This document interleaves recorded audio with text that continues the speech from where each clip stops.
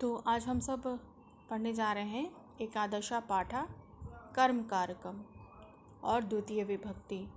तो कर्म जो कारक होती है इसकी विभक्ति को होती है।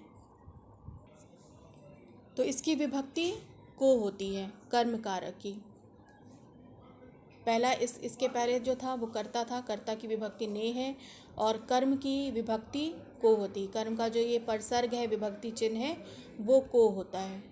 तो कर्म कारक में संज्ञा या सर्वनाम जिस कार्य को करते हैं, जिस कार्य को अंजाम देते हैं, उसका सीधा जो असर पड़ता है वो क्रिया पे पड़ता है।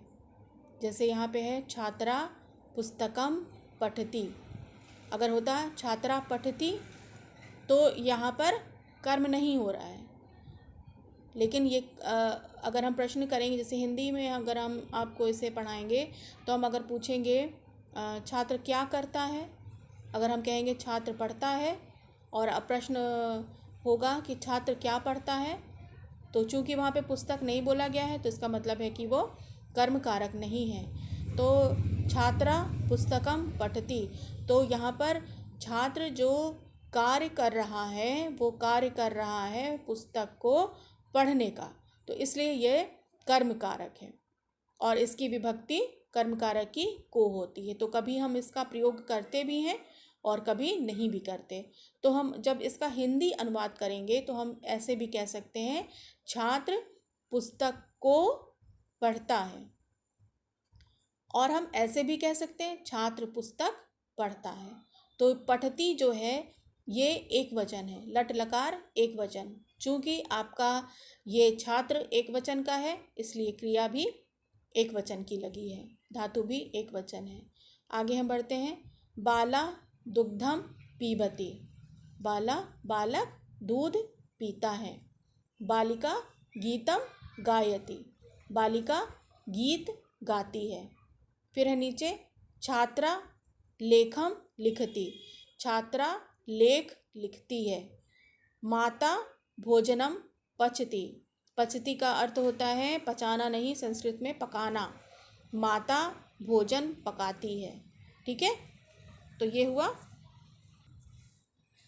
उसके बाद है गजौ पत्राणी खादता। अब इधर ऊपर मैंने एक वचन बताया था, अब ये द्विवचन में आ गया। गजौ मैंने द्विवचन, दो हाथी। गजा गजौ गजा, तो दो हाथी है। दो हाथी पत्तों को, पत्राणी, अब ये भी उसमें है, बहुवचन में है, लेकिन इसको जो है क्रिया जो है आपकी द्विवचन की है, क्योंकि संज्ञा एक जो गजो है वो द्विवचन का है, तो इसलिए यहाँ पे धातु भी द्विवचन की। गजो पत्राणी खादता, दो हाथी पत्तों को खाते हैं। ठीक है, फिर है बालकौ, द्विवचन है यहाँ भी। बालकौ लेखान लिखता। दो बालक लेख लिखते हैं। नरौ चित्रम पश्यता। दो नर या दो मनुष्य चित्र को देखते हैं। फिर है नीचे छात्रे पुस्तकानि पठता। अब यहाँ छात्र द्विवचन है, लेकिन यहाँ पे जो ये पुस्तकानि शब्द है ये बहुवचन में है, तो ये द्विवचन है, तो आपकी धातु भी द्विवचन की ही होगी। छात्रे पुस्तकानि पठता, दो छात्र पुस्तकों को पढ़ते हैं। शिक्षके छात्रा पाठयता, दो शिक्षिकाएं जो हैं, ये लेडी टीचर के बारे में बात है। दो शिक्षिकाएं छात्राओं को पढ़ाती हैं। कविता लतिका च विद्यालयम गच्छता, तो च है लतिका के बाद, तो जब हम हिंदी अनुवाद करेंगे तो और शब्द को लतिका के पहले बोलेंगे। कविता और लतिका विद्यालय को जाती हैं। ठीक है, उसके बाद है जना पुष्पाणि जिघ्रन्ति। अब यहाँ पर आ गया बहुवचन। जना पुष्पाणि जिघ्रन्ति, जिघ्रन्ति माने सूंघना, और पुष्पाणि पुष्प, पुष्पम पुष्पे पुष्पाणि बहुवचन नपुंसक लिंग का। जना मतलब लोग फूलों को सूंघते हैं। कवय कविताम रचयन्ति, कवि कविता रचते हैं। या अनेक कवि कविता को रचते हैं। शिष्या गुरुम नमन्ति, शिष्याएं गुरु को नमस्कार करती हैं। बालिका रोटिका खादन्ति, बालिकाएं रोटियां खाती हैं। महिला पत्रिका पठन्ति, अनेक महिलाएं पत्रिकाओं को पढ़ती हैं। अध्यापिका विद्यालयम गच्छन्ति, अध्यापिकाएं विद्यालय जाती हैं या अध्यापिकाएं विद्यालय को जाती हैं। उसके बाद है कृष्णा ग्रामम गच्छति, कृष्ण गांव को जाता है। कृष्णा ग्रामम गच्छति, यहाँ पे एक वचन हो गया कृष्णा गच्छति, गम धातु का लट लकार का प्रथम पुरुष एक वचन। कृष्ण कृष्णा जो है संस्कृत में है, लेकिन हिंदी में इसको कृष्ण बोलेंगे। कृष्ण गांव को जाता है। गणेशा मोदकम खादन्ति, गणेशा मोदकम खादति, मोदकम मतलब लड्डू, गणेश लड्डू खाता है। श्वेता विद्यालयम गच्छति, श्वेता विद्यालय को जाती है। नायिका अभिनयम करोति, अभिनय माने इंग्लिश में एक्टिंग, नायिका अभिनय करती है, या इसको अभिनेत्री भी बोल सकते हैं, नायिका भी बोल सकते हैं।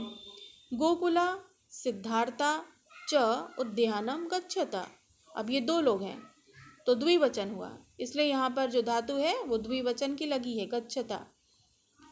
गोकुला गोकुल और सिद्धार्थ बगीचे को जाते हैं। जनका कार्यालयम गच्छति, अब ये जनका जो है पिता है, तो पिता कार्यालय को जाते हैं। गच्छति लिखा है, लेकिन हम हिंदी में अनुवाद जब करेंगे तो हम कहेंगे जाते हैं, क्योंकि हिंदी में हमने ये सीखा है कि आदर देने के लिए सर्वनाम में हम बहुवचन का प्रयोग करते हैं, तो हम यहाँ पे कहेंगे पिता कार्यालय को जाते हैं। उसके बाद है कृषका हलम कर्षन्ति, अब यहाँ पे बहुवचन आ गया, बहुत अनेक किसान हल से खेती करते हैं, ठीक है। वानरा फलानी खादन्ति, बहुत से बंदर फलों को खाते हैं। भक्ता ईश्वरम नमन्ति, बहुत से भक्त ईश्वर को नमस्कार करते हैं। महिमा करिश्मा भारती च मधुर वचनम वदन्ति, महिमा करिश्मा, अब यहाँ पर भारती के बाद च लगा है, च का अर्थ होता है और, तो भारती के पहले हिंदी का अनुवाद जब हम करेंगे तो और को हम यहाँ पर ऐड करेंगे। महिमा करिश्मा और भारती मीठे बोल बोलती हैं, चूँकि ये महिलाओं के नाम है तो यहाँ पे क्रिया में हम कहेंगे बोलती हैं। उसके बाद है मोहना मृदंगम वादयति, अब फिर से ये एक वचन आ गया, मोहन मृदंग बजाता है। फिर है आचार्य सुवचनानि वदन्ति, आचार्य अच्छी बातें बोलते हैं। मुनि तपः करोति, मुनि तप करते हैं या मुनि तपस्या करते हैं। रजका वस्त्राणि क्षाल्यति, अब यहाँ रजका मतलब क्या है, रजका धोबी, धोबी वस्त्रों को, ये वस्त्राणि बहुवचन है तो वस्त्रों को हम बोलेंगे, धोबी वस्त्रों को धोता है, क्षाल्यति मने धोता है। चित्रकारा चित्रम रचयति, चित्रकार चित्र की रचना करता है। फिर है शुको आम्रम खादता, द्विवचन है, धातु भी आपका द्विवचन में लगा है। दो तोते आम को खाते हैं, आम्रम खादति, आम को खाते हैं। बालिके गीताम पठता, दो बालिकाएं गीता को पढ़ती हैं। श्रमिको भारम नियता, दो श्रमिक भार उठाते हैं। कुंभकारो पात्र निर्माणम कुरता। पात्र मतलब बर्तन, निर्माण का मतलब बनाना। दो कुम्हार बर्तन का निर्माण करते हैं। बालको पाठम स्मरता।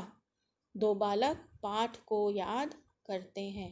तो कर्म कारक की विभक्ति को है और इसमें संज्ञा जो करता है उसके कर्म का प्रभाव, कर्म का असर सीधे क्रिया पर पड़ता है कर्म कारक में। इसकी विभक्ति को है कर्म कारक की, और कभी इसको हम प्रयोग भी करते हैं और कभी ये छुपी भी रहती है, मतलब ठीक है। तो इसका कर्म कारक का जो परसर्ग है, जिसको विभक्ति भी कहा जाता है, जिसको परसर्ग भी कहते हैं और जिसको हम कारक चिन्ह भी कहते हैं, वो है को। तो इसका जो नेक्स्ट पार्ट होगा, अभी कर्ता भी हम लोगों ने पढ़ लिया, कर्म भी हम लोगों ने पढ़ लिया, अब इसके बाद नेक्स्ट आएगा करण, ठीक है। तो उसको फिर हम लोग समझेंगे।